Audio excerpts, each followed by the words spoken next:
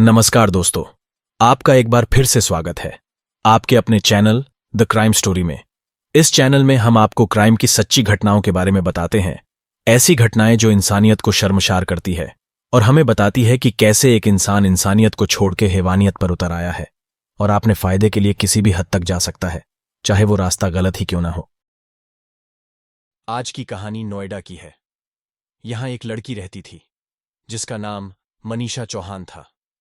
मनीषा की उम्र लगभग 20 साल थी। मनीषा नोएडा में ही नौकरी किया करती थी। मनीषा नौकरी में अपने पूरे काम को बखूबी करती थी।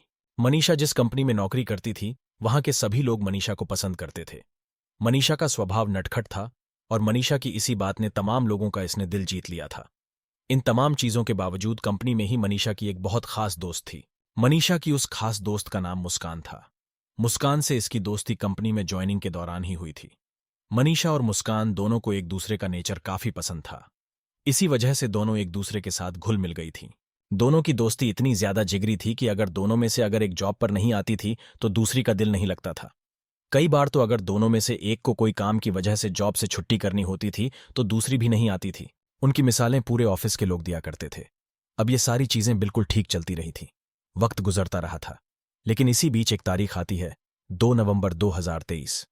हर बार की तरह मुस्कान सुबह अपने ऑफिस के टाइम पर 9 बजे ऑफिस पहुंचती है। पहुंचने के बाद मुस्कान को मनीषा कहीं दिखाई नहीं देती। सुबह 9:30 बज गए पर अभी तक मनीषा नहीं आई थी। अब जब 9:30 बज गए और मनीषा अभी तक नहीं आती है तो मुस्कान परेशान हो जाती है। फिर मुस्कान ने मनीषा को फोन किया, परंतु मनीषा का फोन स्विच ऑफ आ रहा था। अब मुस्कान की बेचैनी और बढ़ जाती है। वो ऑफिस के बाकी लोगों से पूछती है कि मनीषा की लीव के बारे में उन्हें कुछ पता है क्या, क्या किसी के पास कोई जानकारी है, परंतु किसी के पास इस बारे में कोई जानकारी नहीं थी। उसके बाद मुस्कान ऑफिस के एचआर से मनीषा के बारे में पूछती है कि क्या मनीषा कोई एप्लीकेशन आई है क्या छुट्टी को लेकर, परंतु एचआर के पास भी कोई लीव एप्लीकेशन नहीं आई होती। अब धीरे धीरे वक्त और गुजर रहा था और साथ ही मुस्कान की परेशानी भी बढ़ रही थी। मुस्कान का आज ऑफिस में भी मन नहीं लग रहा था। वो लगातार फोन कर रही थी मगर अब तक फोन स्विच ऑफ आ रहा था। उसने व्हाट्सएप पर भी मैसेज ड्रॉप किया कि अगर फोन ऑन होगा, ये नेट ऑन करेगी तो चेक कर लेगी, लेकिन व्हाट्सएप पर भी सिंगल टिक आ रहा था। बहरहाल जैसे तैसे मुस्कान उदासी में दोपहर तक काम करती है, लेकिन जब दोपहर तक भी मनीषा नहीं आती तो फिर मुस्कान बहुत ज्यादा परेशान हो जाती है। इसके बाद मुस्कान अलग अलग लोगों को फोन करना शुरू कर देती है। सबसे पहले वो अलग अलग दोस्तों को फोन कर मनीषा के बारे में पता करती है। जब वह से कुछ पता नहीं चलता तो मुस्कान उसके बाद मनीषा के घर पर फोन करती है। तो घर वालों ने कहा कि वह तो कल से वापस आई ही नहीं है और हम लोगों को यही लगा कि शायद तुम्हारे पास होगी। चूंकि मनीषा और मुस्कान बहुत अच्छी दोस्त थी तो मनीषा के चचेरे भाई का नंबर भी मुस्कान के पास होता है। अब वो उसके चचेरे भाई को फोन करती है। जब ये बात मुस्कान उसके चचेरे भाई को बताती है तो वो बहुत परेशान हो जाता है और वो भी मनीषा को 2-3 बार फोन करता है, परंतु अब तक उसका फोन ऑफ ही होता है। अब मनीषा का चचेरा भाई पुलिस स्टेशन पहुंचकर मनीषा की गुमशुदगी की कंप्लेन दर्ज करवाता है और सीधा सीधा बताता है कि 1 तारीख से वो ऑफिस से अभी तक घर नहीं पहुंची। अब पुलिस वाले जब भी कंप्लेंट सुनते हैं, सुनने के बाद वो फौरन जांच पड़ताल में जुट जाते हैं। सबसे पहले ऑफिस के लोगों से पूछताछ की जाती है, फिर घर वालों से और उसके बाद मुस्कान से पूछा जाता है कि मनीषा ऑफिस से कब निकली थी, क्या हुआ था, क्या नहीं हुआ था। तो फिर तमाम लोगों ने बताया कि हर बार की तरह शाम को जब काम खत्म हुआ तो काम खत्म होने के बाद मनीषा निकल गई थी। उसके बाद घर पहुंची या नहीं पहुंची, हम लोगों ने कोई अपडेट लिया नहीं। मुस्कान ने भी ये बोला कि उसकी तबीयत थोड़ी खराब थी तो उसने भी उस शाम मनीषा से बातचीत नहीं की थी। उसे लगा कि मनीषा कल आएगी ही तो वहीं मिल लेगी। अब पुलिस वाले जब ये सब बयान सुनते हैं तो फिर घरवालों से पूछते हैं कि आप लोगों की कब बात हुई। खासकर जो भाई थे, जो भाभी थी, उनसे तो उन लोगों ने कहा कि हमने एक बार फोन किया, लेकिन जब शाम से फोन स्विच ऑफ हुआ तो हमें लगा कि शायद वह मुस्कान के पास होगी, क्योंकि वो कभी कभी मुस्कान के पास रुक जाती थी। इस वजह से हमने भी जरूरी नहीं समझा। बहरहाल पुलिस वाले जांच पड़ताल करते हैं, मनीषा की खोज करते हैं, लेकिन मनीषा का कहीं से कुछ भी पता नहीं चलता। इधर जैसे जैसे दिन गुजरता जा रहा, मनीषा के घरवाले या आसपास के लोग, ऑफिस के सारे लोग सब परेशान। मनीषा कहाँ चली गई, लेकिन मनीषा का कहीं से कोई खबर या कुछ पता नहीं चलता। पुलिस वाले इधर अब जांच पड़ताल कर ही रहे थे कि उत्तर प्रदेश के बागपत में सिसाना गांव में 2 तारीख को सुबह सुबह कुछ लोग जंगल में घूमने जाते हैं। अचानक वहां से बहुत तेज बदबू आती है और बदबू किसी चीज के जलने की थी। अब ये बदबू जैसे जंगल में आसपास के लोग महसूस करते हैं। बदबू इतनी तेज कि अब दम घुटने लगा। फौरन देखने जाते हैं कि किस चीज की बदबू है और क्या जल रहा है। तो जैसे ही उस जगह के पास जाते हैं तो बगल में एक शमशान घाट था जहां पर मुर्दे जलाए जाते हैं और उसी के बगल एक कचरे का ढेर था और उसी कचरे के ढेर के पास एक सूटकेस था और उसी सूटकेस में कुछ जल रहा था। अब चीज जैसे गांव वाले देखते हैं कि सूटकेस और सूटकेस में कुछ जल रहा, गांव वाले समझ गए कि मामला गंभीर है, जाना सही नहीं है। गांव वाले फौरन पुलिस वालों को फोन करते हैं। पुलिस मौके पर पहुंचती है। पुलिस वाले देखते हैं कि एक सूटकेस में कुछ जल रहा होता है। पुलिस वाले जैसे तैसे उस सूटकेस में लगी आग को बुझाते हैं और बुझाने के बाद जब सूटकेस को चेक करते हैं तो उसमें एक लड़की की डेड बॉडी मिलती है। अब जैसे ही लड़की की डेड बॉडी मिली, वो भी लगभग 70 से 80% जल चुकी थी। पुलिस वालों में हड़कंप मच गया। ये लाश कहां से आ गई? और आमतौर पर पिछले 2 सालों से ऐसे सूटकेस वाले मामले बहुत आ रहे हैं। इस वजह से पुलिस सूटकेस देखकर डर जाती है कि कोई बड़ा मामला ना हो। पहले ऐसा नहीं होता था। पहले पुलिस वाले इन मामलों को हल्के में ले लेते थे, लेकिन जब से श्रद्धा, निकिता और ये सरस्वती बैद वाले तमाम ऐसे मामले सामने आए हैं जिन्होंने देश को पूरा झकझोर कर रख दिया, उसके बाद पुलिस को ऐसा कुछ मिलते ही वो तुरंत हरकत में आ जाते हैं। और कोई लाश मिलते ही, वो भी खासकर लड़की की, इसमें भी पुलिस वाले भी परेशान हो जाते हैं कि कहीं अगर कोई कड़ी उनसे छूट गई तो फिर मीडिया वाले बेइज्जत करके रख देंगे। बहरहाल पुलिस वालों ने फौरन आग को बुझाया, बॉडी को अपने कब्जे में लिया, अब बॉडी को पोस्टमार्टम के लिए भेजा। लेकिन अब पुलिस वालों के पास सबसे बड़ा सवाल यही था कि आखिर ये लड़की कौन है। पुलिस वालों ने आसपास के इलाकों में इत्तला किया, आसपास के थानों में मिसिंग कंप्लेंट चेक की, लेकिन पुलिस वालों के हाथ अभी भी खाली ही थे। कहीं ना तो कोई मिसिंग कंप्लेन हुई थी, ना ही कहीं कोई जानकारी थी, ना ही आसपास के थानों में कोई ऐसा मामला आया था। पुलिस वाले जांच पड़ताल करते हैं, आसपास के लोगों से पूछताछ करते हैं, लेकिन कहीं से ना कोई क्लू मिला, ना ही लड़की के बारे में कुछ पता चला। लिहाजा पुलिस वाले सोचते हैं कि अगर किसी थाने में कोई कंप्लेन दर्ज नहीं हुई, किसी के घर की कोई लड़की गायब नहीं है, किसी मुखबिर से कोई ऐसा इनपुट नहीं मिला कि उस जगह की एक लड़की गायब है, घर वाले कुछ बोल नहीं रहे हैं, तो पुलिस वालों को लगा कि कहीं ऐसा तो नहीं कि ये लड़की है या बाहर से लाई गई हो। आमतौर पर ऐसा होता है कि मर्डर कहीं और किया गया और लाश को कहीं और लाकर ठिकाने लगाया गया, ताकि पुलिस जहां लाश मिले वहां जांच पड़ताल करे। जहां का मर्डर का केस है वहां कुछ खबर ही ना हो। लिहाजा पुलिस वालों ने अब ये चेक करना शुरू किया, साथ ही आपस में डिस्कस किया, लाश यहां पर आई है तो सूटकेस में आई कैसे होगी? इसका मतलब था कि कोई या तो कार पर लाया होगा या किसी बाइक पर लाया होगा। अगर हाथ में भी लाया हुआ तो लाने का कोई साधन या फिर कोई रास्ता जरूर चुना होगा। फिर पुलिस वाले इस इलाके में जितने कैमरे लगे हुए थे उन कैमरों को खंगालना शुरू करती है। अगर कोई ऐसी स्पेशियस चीज दिखाई दी तो पता लग सकता है। अब संयोग से एक ऐसी कार थी जो उस पूरे क्राइम सीन के इर्द गिर्द बड़ी हाई स्पीड में जाती हुई दिखाई दी। आमतौर पर देखने पर लग रहा था कि इस गाड़ी के अंदर जो सवार हैं उन्होंने कुछ ऐसा किया है जिससे वो भाग रहा है। जिस हिसाब से वह अनियंत्रित होकर गाड़ी चला रहे थे, इसे देखकर लग रहा था कि इस गाड़ी में कुछ स्पेशियस है। कैमरे में गाड़ी का नंबर कैद हो चुका था। अब पुलिस वालों का काम आसान हो गया था। फौरन गाड़ी के मालिक के बारे में पता किया गया तो पता चला कि यह जो गाड़ी का मालिक है यह सोनीपत का रहने वाला है। फौरन पुलिस की एक टीम सोनीपत जाती है और गाड़ी के मालिक से पूछताछ की जाती है। जब पूछताछ हुई तो गाड़ी के मालिक ने सीधा सीधा कहा कि यह गाड़ी तो उसकी है, लेकिन गाड़ी 1 और 2 तारीख को उसका दोस्त लेकर गया था। उसका नाम पवन है। वो मुझसे गाड़ी थोड़ी देर के लिए गाड़ी मांग कर लेकर गया था। पुलिस वालों ने मालिक से पूछा कि उसने गाड़ी मांगने के लिए क्या कारण बताया था, तो गाड़ी के मालिक ने कहा कि 1 तारीख को पवन ने मुझसे 1 घंटे के लिए कोई काम के लिए गाड़ी मांगी थी, तो उसने गाड़ी दे दी। उसके बाद जब मैंने गाड़ी वापस मांगने के लिए फोन किया तो उसका फोन भी ऑफ था और पूरा दिन वो गाड़ी नहीं देकर गया। फिर 2 तारीख को गाड़ी लाकर चुपचाप दे गया था। इस वजह से उन दोनों के बीच थोड़ी कहासुनी भी हो गई थी। फिर वो बोला कि अब मैंने उससे मतलब ही खत्म कर दिया।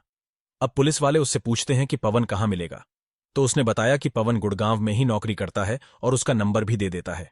अब जैसे ही पुलिस वाले को पवन का नंबर मिला और इधर आसपास के इलाकों में भी यह मिसिंग कंप्लेंट फैलती चली जा रही थी कि एक ऐसी लाश मिली है और ऐसा मामला है। ये कंप्लेंट पहुंचते पहुंचते नोएडा के उस थाने में पहुंच जाती है जहां की लड़की गायब थी। दोनों मामले मैच कर जाते हैं और उसके बाद जब पोस्टमार्टम रिपोर्ट लेकर तमाम चीजें मैच कराई गईं और इधर जब पवन को उठाया गया और पवन से पूछताछ हुई तो पवन से जब पूछताछ हुई तो पवन ने 2 और नाम लिए। एक नाम था मनीष का और दूसरा नाम था शिखा का। शिखा और मनीष का नाम जैसे ही नोएडा पुलिस वालों ने सुना, फौरन पूरा का पूरा मामला जो था एकदम पलट चुका था, क्योंकि ये दोनों नाम मनीषा की मिसिंग रिपोर्ट करवाने वाले भी थे। क्योंकि मनीष और शिखा कोई और नहीं, मनीषा के सगे भाई और भाभी थे। अब वही प्राइम सस्पेक्ट भी बन चुके थे। लेकिन सवाल फिर यही था कि यह पवन कौन है। तो फिर इन तीनों से जब पूछताछ हुई तो फिर तीनों ने जो कहानी सुनाई और साथ ही पूरी वजह जो निकलकर सामने आई वो इतनी हैरान करने वाली है कि मैं दावे से कहता हूं कि ऐसी कहानी मैंने पहले कभी नहीं सुनाई होगी। दरअसल नोएडा में एक सदरपुर गांव है और इसी गांव में एक बड़ा संपन्न परिवार रहा करता था। परिवार के जो मुखिया थे वह गांव के प्रधान भी रह चुके थे। उनके 2 बेटे थे, जिनका नाम हर्षवर्धन चौहान था। ये अपने समय के अच्छे खासे नामी थे। इनका अच्छा खासा रुतबा था, करोड़ों में उनकी प्रॉपर्टी थी और गांव के लोगों का मानना था कि आज भी लगभग 5 से 6 करोड़ की प्रॉपर्टी हर्षवर्धन के नाम होगी। हर्षवर्धन की बीवी की पहले ही मौत हो चुकी थी। हर्षवर्धन की साल 2011 में बीमारी के चलते मौत हो गई। हर्षवर्धन के 2 बच्चे थे, बेटा मनीष और बेटी मनीषा। मनीष की भी शिखा से शादी हो गई थी। अब उनके परिवार में बेटे की शादी होने के बाद टोटल 3 लोग थे। पहला मनीष, दूसरी मनीष की पत्नी शिखा और मनीष की बहन मनीषा। अब सारी चीजें बिल्कुल ठीक चलती रहीं। इधर मनीष और शिखा के बच्चे हो गए थे, इधर मनीषा इन पर डिपेंडेंट थी, इसलिए 20 साल की उम्र में नौकरी करना चाहती थी। जो भी प्रॉपर्टी थी उसको इंक्रीज करना चाहती थी। उसका सपना था कि वो परिवार का नाम रोशन करें। लेकिन जो मनीषा का भाई मनीष था, उसके जहन में कुछ और चीजें चल रही थीं। उसका प्लान था कि जो प्रॉपर्टी है वह तमाम चीजें बेचकर कहीं दूसरी जगह इन्वेस्ट किया जाए। उसे लगता था कि पिता की संपत्ति का पूरा अधिकार बेटे का ही होता है। वो नहीं चाहता था कि बहन को कुछ मिले, परंतु हर्षवर्धन अपनी प्रॉपर्टी का हिस्सा दोनों में बराबर बांट कर गए थे। इस वजह से अब दोनों भाई बहन एक दूसरे के अगेंस्ट आ गए। मनीष लगातार मनीषा को डांटता फटकारता रहता था। वो मनीषा पर दबाव बनाता था ताकि मनीषा ये प्रॉपर्टी उसके नाम कर दे। इधर शिखा भी लगातार मनीष का ब्रेन वॉश करती रहती थी। ये तमाम चीजें चलती रहीं। फिलहाल मनीषा बर्दाश्त करती रही थी। लेकिन एक दिन मनीषा घर में बैठी थी और अचानक से उसके कान में कुछ आवाज पड़ती है, और ये आवाज उसकी भाभी के फोन की बातचीत की थी। अब भाभी को बातचीत करते सुनती है तो कान लगाती है कि भाभी किसी से ऐसे बात कर रही है, और जब बातचीत की आवाजें कान में सही से पड़ती हैं तो पता चलता है कि भाभी किसी अन्य मर्द यानी किसी लड़के से बात कर रही थी। जब ये बातें मनीषा सुनती है तो सुनने के बाद उसकी आंखें फटी की फटी रह जाती हैं कि भाभी उसके भाई से पतिव्रता होने का नाटक कर रही है। इधर उसकी भाभी किसी पवन नाम के लड़के से संबंध में है। अब कुछ देर बातचीत करने के बाद मनीषा की भाभी शिखा वॉशरूम जाती है तो फौरन मनीषा रूम में जाती है और उसकी भाभी और उस लड़के के बीच जो वीडियो कॉल और चैट हुआ था उन तमाम चीजों का स्क्रीनशॉट लेकर और बातचीत की रिकॉर्डिंग उसने अपने परिवार में सबको जाकर सुना देती है। मनीषा ने अपने भाई को बोला कि देखो तुम्हारी पीठ पीछे भाभी ऐसा कर रही है। इधर मनीष जब यह चीज सुनता है तो मनीष को अपनी बीवी के पर गुस्सा आता है। ये सब सुनने के बाद गुस्से में अपनी बीवी के पास जाता है तो बीवी ने फिर से उसका ब्रेन वॉश कर दिया। शिखा कहती है कि देखो मनीषा, हम दोनों को लड़ा रही है, और ये जो जिस लड़के की बातचीत कर रही पवन, वह तो मेरी मौसी का लड़का है, यानी मेरा मौसेरा भाई, और कहो तो मैं उसे बुला देती हूँ। मनीष कहता है कि ठीक है, बुलाओ उसको। उसके बाद फिर मनीष के रहते हुए जो पवन है इस सदरपुर गांव में आता है और आने के बाद 15 दिन तक वहीं रहता है। मनीषा ये जानती थी कि ये उसकी भाभी का बॉयफ्रेंड है, भाई नहीं। लेकिन उसके भाई मनीष की आंखों पर पट्टी बंधी हुई थी, और यह पट्टी दौलत और अपनी पत्नी पर अंधे विश्वास की थी।